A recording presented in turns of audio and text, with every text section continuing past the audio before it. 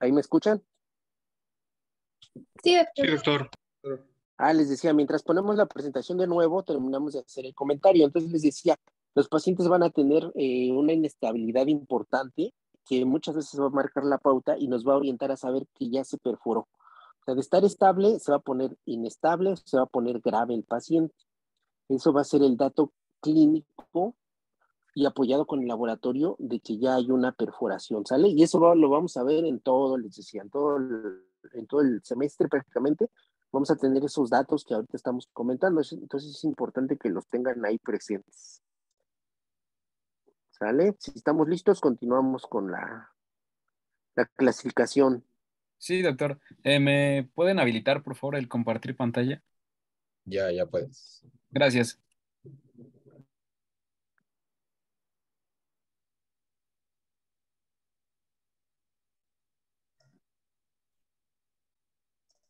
Va, muchas gracias. Bueno, rápido con la clasificación, pues esta es la clasificación de Sargar. Y vamos a tener diferentes estadios según las lesiones. Vamos a ver que en el estadio 0 pues va a ser una mucosa normal o sin lesiones, ¿no? Como la mucosa de todos nosotros. Estadio 1, pues vamos a ver nada más que edema e hiperemia, ¿no? Estadio 2, tanto sí como A como B, vamos a ver erosiones, úlceras, pero en el 2A pues va a haber erosiones superficiales y hemorragias. Y en el 2B podemos encontrar úlceras ya más profundas, incluso necrosis y hemorragias. En el 3A vamos a ver áreas aisladas de necrosis, áreas más pequeñas. Y podemos encontrar también lesiones pseudomembranosas. Y en el 3B ya vamos a encontrar áreas más extensas de necrosis, de úlceras. Y en el estadio 4, pues ya vamos a encontrar una destrucción parietal y una posible perforación digestiva. Y bueno, tanto estadios 3 como 4 vamos a tener una alta morbilidad, morbimortalidad del paciente. Siguiente, por favor. Y bueno, de acuerdo a esta clasificación, pues es el tipo de tratamiento que se le va a dar al paciente. Vamos a ver que el tratamiento es este cuadro es una urgencia precisamente por el posible riesgo de perforación. Y este tratamiento es un tratamiento multidisciplinario. Se necesitan de urgenciólogos, primero que nada, otorrinos, cirujanos, internistas, etcétera. Entonces, tenemos que trabajar todos en conjunto, ¿no? Y pues vamos a empezar por la valoración clínica pues sí, para checar si el paciente está inestable, etcétera. Y vamos a empezar por las medidas de soporte vital. Llega el paciente, tenemos que lavarle la cara, retirar la ropa impregnada con estas sustancias para evitar más lesiones en piel y pues automáticamente pues ya no puede comer, mantener ayuno. Vamos a asegurar las vías aéreas y se menciona que se puede administrar oxígeno de 4 a 6 litros por minuto y pues estar monitorizando los signos vitales, frecuencia cardíaca, frecuencia respiratoria, tensión arterial, etcétera. También le podemos dar en ese momento los inhibidores H2, bueno, H2 e inhibidores de bomba de protones, para evitar pues sí que se comprometa más estas estructuras, ¿no? ¿Qué no debemos hacer? Acostar al paciente, lavados gástricos, fármacos eméticos y agentes neutralizantes, sondas nasogástricas y vómitos. ¿Por qué? Pues vamos a lesionar más al esófago y a la cavidad oral, entonces eso está prohibido. Tenemos que colocar al paciente como en la imagen. Y bueno, siguiente. Ahora sí, ya el tratamiento de las... ¿qué pasó acá? Una pregunta. ¿Se asegura la vía aérea por medio de una mascarilla de oxígeno o se intuba al paciente? Sí, pues esto ya va a ser, bueno, pues sí, depende de los médicos que lo estén checando. Se puede, dependiendo de las evaluaciones que terminen, se puede colocar nada más la mascarilla o si el paciente ya tiene una obstrucción de vías aéreas, entonces se puede intubar al paciente, puede ser una intubación endotraqueal. O si no se puede, pues una traqueostomía. Ok, ese punto es clave, Sí, pero sin embargo, no tanto depende de los médicos, sino depende del paciente. Bueno, Si el paciente empieza a tener signos de desaturación y sugerimos que pueda tener quemadura de vía aérea, hay que controlar la vía aérea mediante, como bien dices, intubación o una traqueostomía. Si el paciente en la cuestión respiratoria, en la evaluación inicial, no tiene datos clínicos o sugestivos de quemadura de vía aérea, no tendríamos que asegurar la vía aérea con ninguno de estos métodos. Generalmente, si la quemadura es por ingestión como lo vemos desde el principio del tema, no debería de por qué tener quemadura vía aérea, solamente esofágica. Entonces ahí no tenemos implicación en control de la vía, aseguramiento de la vía aérea por intubación o por traqueostomía, no. Nos quedaríamos con pura lesión esofágica, ¿sale? Pero ese es el punto clave. Ok, sí, gracias, doctor. Y bueno, ya rápido con el tratamiento de las lesiones, pues vamos a ver que las lesiones Sargar 0, 1 y 2A, que son máximo úlceras superficiales, se van a controlar, bueno, se van a tratar con observación de 24 a 72 horas. Dependiendo de cómo evoluciona el paciente, si ya tolera líquidos, pues se da un egreso de 24 a 48 horas posterior al evento y pues le prescribimos dieta normal, ¿no? Y se menciona que se puede hacer una revaloración entre 2 a 3 meses posteriores para ver cómo va. Se le pueden dar también fármacos como los antiácidos, ¿no? Lesiones Sargar 2B y 3, donde ya hay úlceras y necrosis, úlceras más profundas y necrosis, pues esto ya va a ser por un ingreso a unidad de cuidados intensivos. Y pues vamos a igual medidas generales como ayuno absoluto, incluso se puede estar nutriendo al paciente por nutrición, ya sea por yayunostomía o por nutrición parenteral total. ¿Qué más?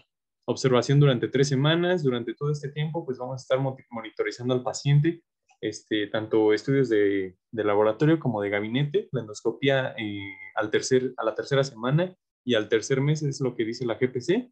Y pues al mismo tiempo fármacos como antiácidos, como omeprazol intravenoso o ranitidina, pueden usarse otros antiácidos.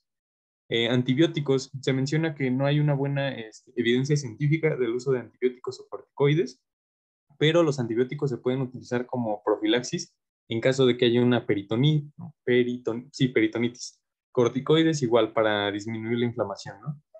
Lesiones Sargar 4, pues aquí ya va a haber una perforación, entonces igual, de cajón va a ingresar a, a unidad de cuidados intensivos, se va a prescribir ayuno y si el paciente llega con shock hipovolémico, pues se tiene que administrar soluciones cristaloides. Si tiene datos respiratorios, pues igual se va a tener que intubar, se tiene que dar asistencia respiratoria, etcétera. Y pues como tal, ya hay una perforación, entonces se le va a hacer una laparotomía exploratoria y una toracotomía antes de las 12 horas. Se puede estar afectando tanto esófago o solo, bueno, se puede afectar esófago o esófago y estómago. Entonces se va a hacer dependiendo de la extensión de las lesiones, se puede hacer una esofagogectomía, una esofagogastrectomía o una gastrectomía. Todo esto va a ser dependiendo de la extensión de las lesiones y qué tan resentidas estén estas estructuras. Igual, si hay una perforación o una difusión extradigestiva de estas sustancias, pues se tiene que hacer una resección de los órganos afectados. Por ejemplo, si se afectó el vaso, pues se va a tener que quitar. Así, dependiendo de los órganos. Va a ser nutrición parenteral aquí y se puede considerar una yeyunostomía de segundo tiempo para nutrición enteral, dependiendo de cómo evolucione el paciente. Y bueno, aquí en la imagen vemos una sonda, un catéter que está conectado al yeyuno, una yeyunostomía. Y bueno, esto es así como muy general, pero todo este tratamiento es muy, muy complejo. Y bueno, siguiente, por favor. Y bueno, los criterios para cirugía es que el paciente tenga complicaciones agudas como la perforación esofágica o gástrica, una mediastinitis o peritonitis, que también pues ya nos está hablando de una perforación, ¿no? Se menciona en la GPC que de lo contrario no se va a operar. Complicaciones, pues vamos a tener sistémicas y digestivas, como por ejemplo, sistémicas, neumonía por aspiración, se menciona que esta es más frecuente en pacientes de la tercera edad.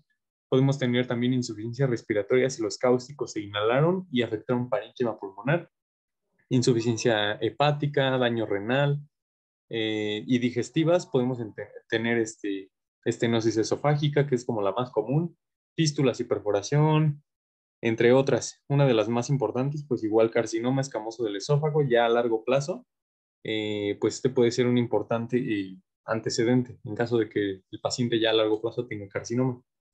Y bueno, esto ha sido todo por quemaduras. Continuemos con la siguiente enfermedad. Bueno, este tema se nos hizo un poquito largo. pero generalmente es como de los que más les interesa, no hacen preguntas. Casi siempre el cáncer les aburre, pero así son los temas. Nada más, último comentario del tema. Bueno, si nadie tiene preguntas, recuerden que la ranitidina siempre me la ponen, ya no se ocupa, ¿sale? Porque siempre me la ponen y seguro me la van a volver a poner en otro tema, pero recuerden nada más ese punto, ¿sale? ¿Dudas, preguntas de quemaduras? La verdad lo vi muy completo, pero si alguien tiene dudas o preguntas, adelante. Yo, doctor, entonces el uso de los antibióticos nada más va a ser en el caso de que, no sé, se haya perforado y la combinación de esta microbiota pueda ocasionar una infección. Así es, para fines prácticos, sí, efectivamente. Ya vamos a ver un tema más adelante en abdomen. Ahorita la mayoría de este tema es de tórax, pero hay un tema en abdomen que se llama translocación bacteriana y ahí sí damos antibióticos de forma profiláctica, pero en el caso del esófago no tenemos esta translocación. Entonces solamente los iniciamos cuando ya tenemos evidencia de perforación. Si no, la verdad es que no tienen utilidad en la quemadura sola. Ah, ok, doctor. Y otra pregunta, ¿en los hospitales se tienen como libros de, no sé, guías o algo por el estilo, donde vengan como las sustancias? No, no los hay, no los hay. De hecho, básicamente solamente las clasificamos como álcalis o ácidos, solamente.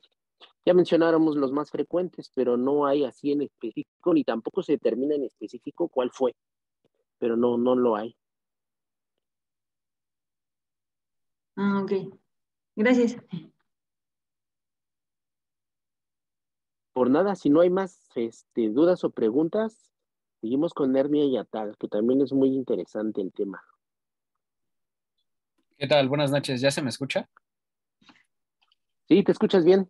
Vale, perfecto. Pues vamos a comenzar ahora con esta parte de hernia yatal. Vamos a dar continuidad a los temas de esófago.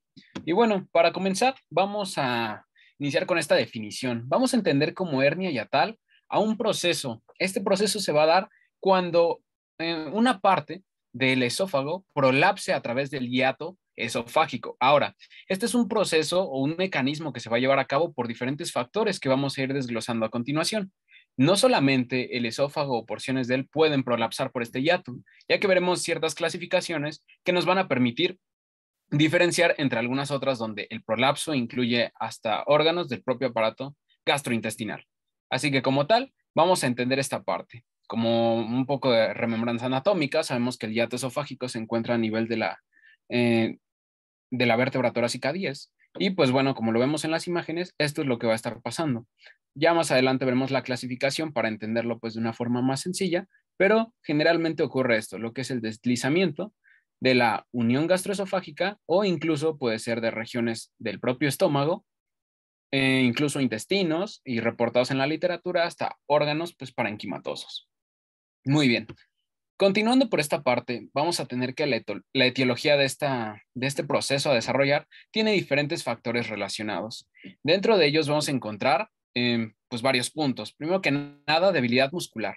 En este aspecto vamos a situarnos anatómicamente en el músculo diafragma, que es este músculo situado en paracaídas y nos permite una división adecuada de lo que es la cavidad torácica de la cavidad abdominal. Muy bien, justo en este diafragma es donde se encuentran los hiatos, ya sea tanto de la aorta como del esófago, así como de la vena cava. Y de esta forma hay que saber que este diafragma anatómicamente va a tener unos pilares diafragmáticos que van a estar rodeando posteriormente a lo que es el esófago. Entonces lo van a rodear y van a formar parte también de la porción muscular de lo que es la unión gastroesofágica, como ya lo hemos visto pues en cuestión de anatomía. Entonces, una debilidad muscular puede estar dada por diferentes factores. Puede ser alguna afección propiamente que se esté dando a nivel muscular o incluso generado por algún trauma o debilidad de alguno de los pilares diafragmáticos. En cuanto a los factores genéticos, se han descrito y relacionado mucho lo que son las enfermedades asociadas a la colágena. Llámese, por ejemplo, los clásicos que son Ehlers-Danlos o el síndrome de Marfan, donde vamos a tener hiperlaxitud ligamentaria. Recordemos que esta zona de la transición de la unión gastroesofágica está conformada por diferentes estructuras. Tenemos una estructura muscular, propiamente hablamos de los pilares que están recorriendo por detrás, el diafragma, que forma lo que es el hiato, tal cual. Y bueno, también tenemos estructuras ligamentarias. Estos ligamentos gastroesofágicos que van a estar en esta región. Todo esto con el objetivo de mantener una estructura anatómica y fijarlo en un sitio. Pero ¿qué es lo que pasa? Si tenemos una hiperlaxitud, lo que vamos a propiciar es que hay un mayor deslizamiento. Y eso lo iremos viendo un poquito más en la fisiopatología. Muy bien. Ahora, la edad es un factor importante y que lo vamos a recalcar incluso como factor de riesgo, ya que se ve muy asociado conforme a mayor edad, mayor puede ser la incidencia de que aparezca este proceso. Muy bien, el congénito también está muy asociado y la presión intraabdominal. Aquí se los quise poner porque tiene un papel muy importante en lo que es el mecanismo fisiopatológico. Al aumento de la presión intraabdominal, por diferentes razones que vamos a estar viendo, va a generar lo que es una mayor posibilidad de un prolapso de la víscera a través del hiato. Entonces, esto como factores etiológicos importantes.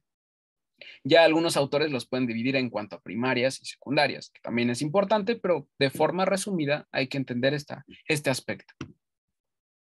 Perfecto. Como factores predisponentes, lo que ya les decía, que está muy marcado, es el aspecto de la edad. Mayores a 50 años se asocia con un mayor índice, de presentación de este proceso patológico. La obesidad, sobre todo la obesidad, que es algo que afecta mucho a la población mexicana, está muy relacionado con este aumento de lo que es el tejido graso y a su vez fomenta el incremento de esta presión intraabdominal. El ejercicio físico relacionado especialmente con lo que es cargar pesado, que de nuevo sigue este mecanismo de aumento de la presión intraabdominal, favoreciendo que esta víscera pueda atravesar a través de este hiato. Ahora, factores que se pueden consumir, así sean sustancias o alimentos, como lo es el tabaquismo, el alcohol, van a favorecer a un proceso que nos va a repercutir mucho en el sentido de que el esfínter esofágico inferior va a tender a una relajación con este tipo de sustancias, así como el café, incluso como el chocolate, va a propiciar una mayor relajación. Y esto va a ser importante, o nosotros nos tenemos que acordar mucho de este aspecto, porque sobre todo esta patología va a estar muy relacionada como complicación, como un proceso de complicación en lo que es la enfermedad por reflujo gastroesofágico, que pues es importante tenerla en cuenta.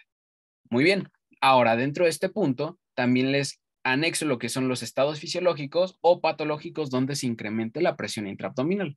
Imaginemos todos los estados en los que podemos aumentar nuestra presión intraabdominal. Tan solo con ir al baño hay un aumento de la presión intraabdominal. A la hora de estornudar se relaciona. Una tos crónica está muy relacionada con este aumento de la presión por los mismos mecanismos fisiológicos o propiamente asociados a alguna patología que propicien esta tos crónica, etc. De esta forma, pues favorecemos al incremento de la presión y por ende a la formación de este proceso anormal. Y bueno, en general pueden causar un ensanchamiento del hiato de esta región que está atravesando el diafragma, ruptura del ligamento esofágico y pues la consecuente aparición de un proceso herniario, que es este deslizamiento que podemos encontrar en esta región. Excelente. En cuanto a la epidemiología e incidencia, vamos a tener que la incidencia y prevalencia son poco claras. Y esto tiene una razón de ser. Ya vamos a ver más adelante en lo que es la clasificación, que se encuentran de forma abrupta 4 clasificaciones.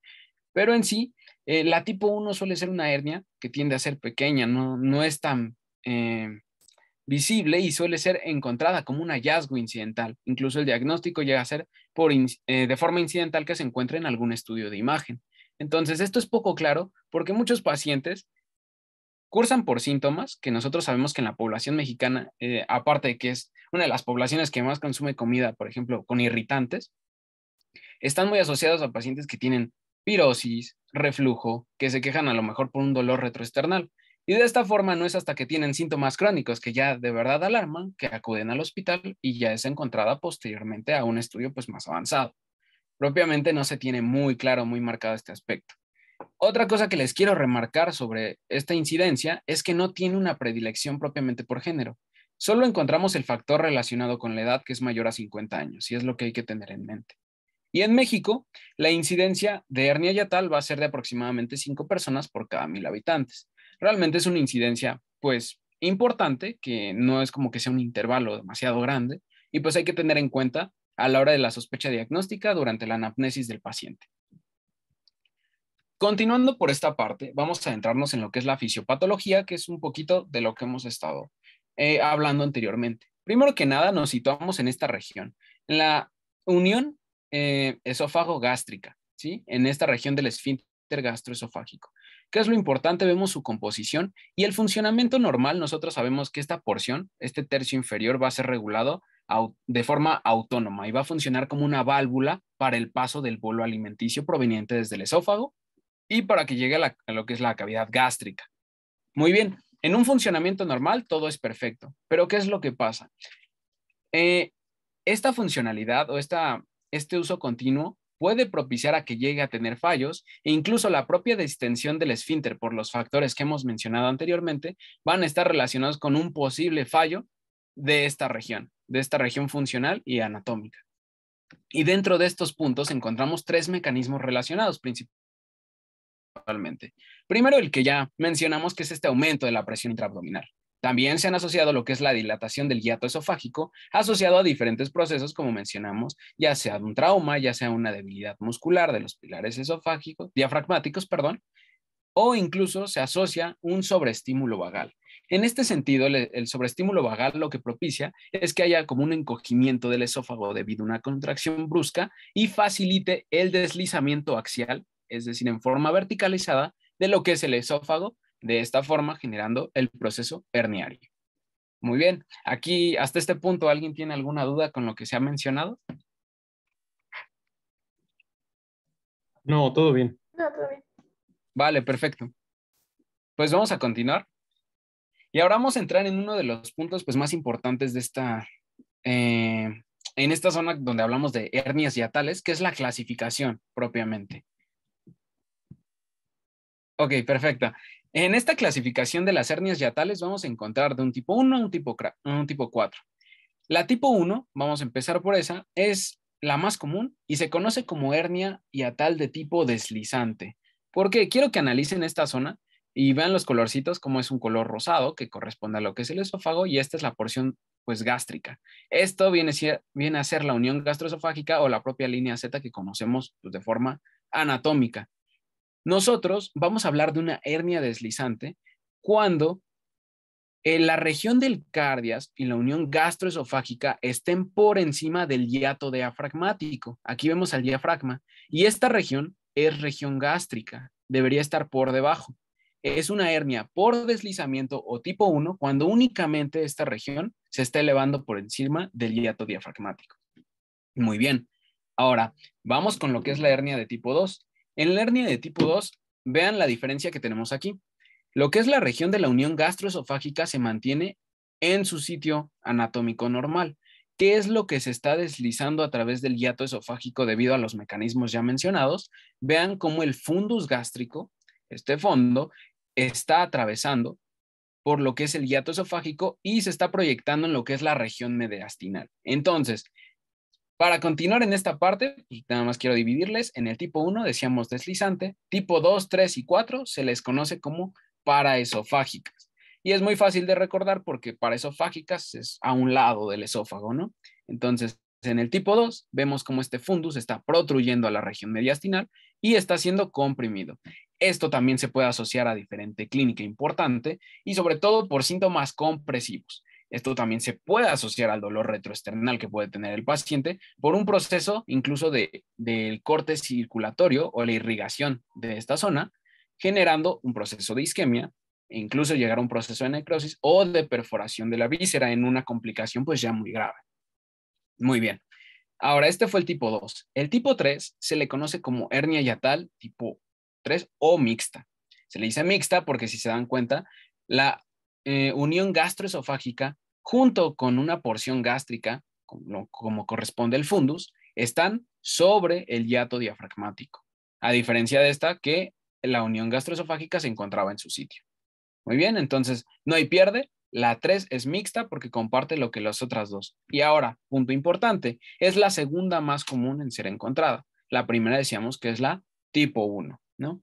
Muy bien. En el aspecto de la tipo 4 vemos que se acompaña no solamente de este deslizamiento a través del hiato, esta protrusión de la unión gastroesofágica y de la porción del estómago sino que también se acompaña de algunos órganos o vísceras. Se han reportado lo que es la presencia de intestino delgado protruido en esta zona, colon e incluso órganos, ya sea hígado y reportado en la literatura, pues también páncreas.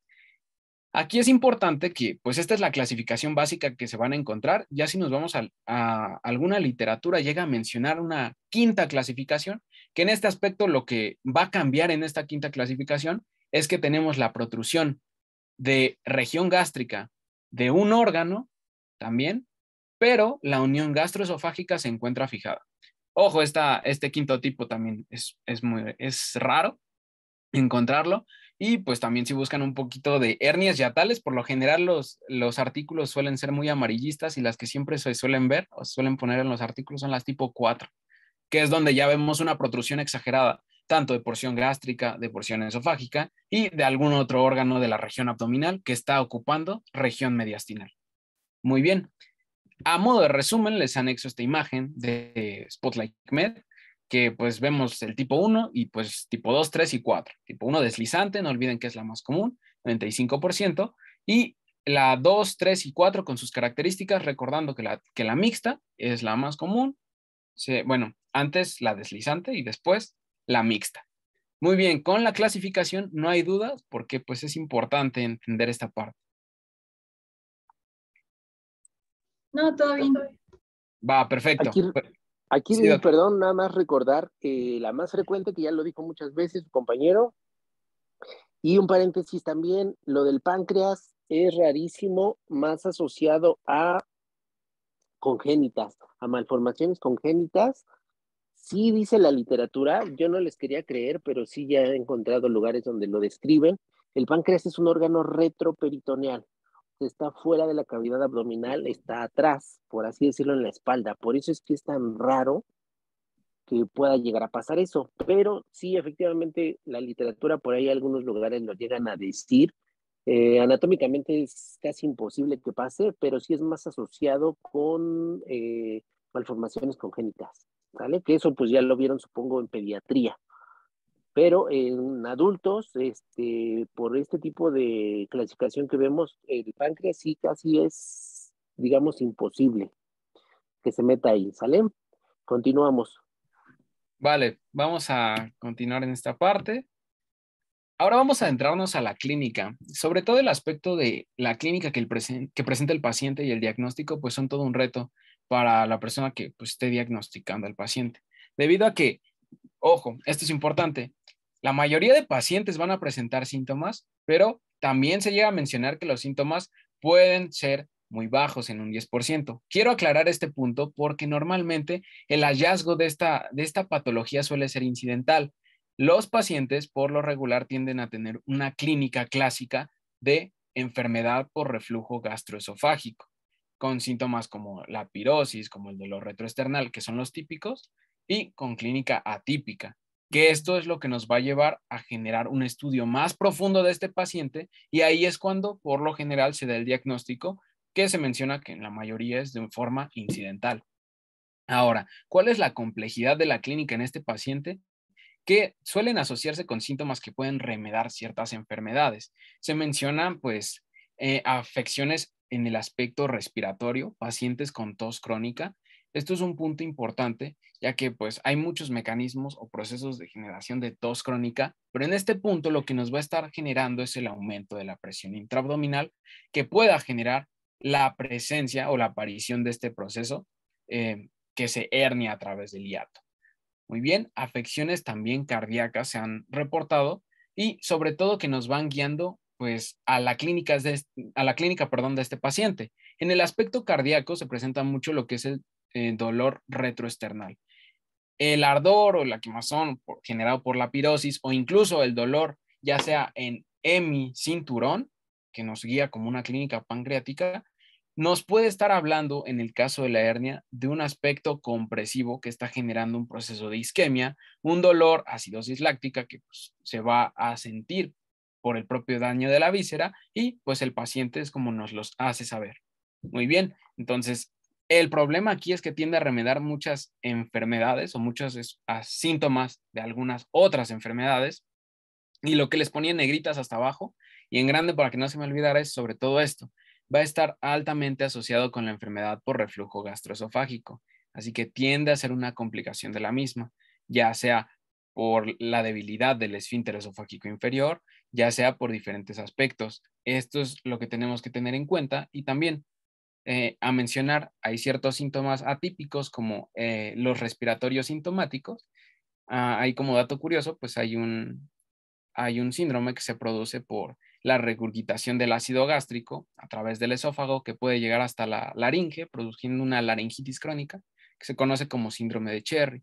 Estos pacientes van a tener una afección propia de la laringe, pero es causada por el reflujo gastroesofágico. Entonces, a tener en cuenta estos procesos. La clínica suele ser compleja, pero pues nos vamos guiando con un paciente que ya lleva una sintomatología de un largo tiempo en el que no remite con la presencia de este ardor y pues nos reporta que después de comer o etcétera. Otros puntos importantes. Perfecto. En este punto del diagnóstico, ahora, ¿cómo lo identificamos? Pues primero que nada, la clínica manda, por lo tanto, el paciente pues lo tenemos que ver. Los síntomas que presenta se están manteniendo diarios y es un proceso que pues no está remitiendo, pues ya nos guía a que se lleve un estudio más profundo de ese paciente.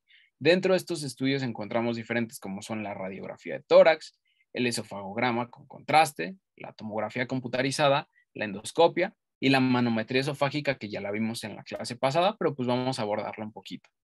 Ahora, se menciona pues, también en la literatura que el esofagograma con contraste nos ayuda mucho para la delimitación de la lesión y tiene una especificidad muy clara, marcado en esto. Ojo, también nos puede ayudar muchísimo la endoscopía y no es como que la radiografía de tórax nos ayude per se a detectar la hernia, sino que la radiografía de tórax se hace buscando o explorando alguna otra cosa en el paciente y por lo general suele aparecer.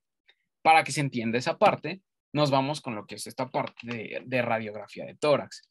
Lo que se puede encontrar es sobre todo en pacientes que tienen una hernia tipo 3 o de tipo 4, donde ya este es un poco más grave el asunto y las vísceras o la región esofágica que está prolapsando ya es muy visible. En este caso, intenté buscarles deslizantes por radiografía o de tipo 1, pero las que se suelen poner son las tipo 3 y pues ya tipo 4 más graves.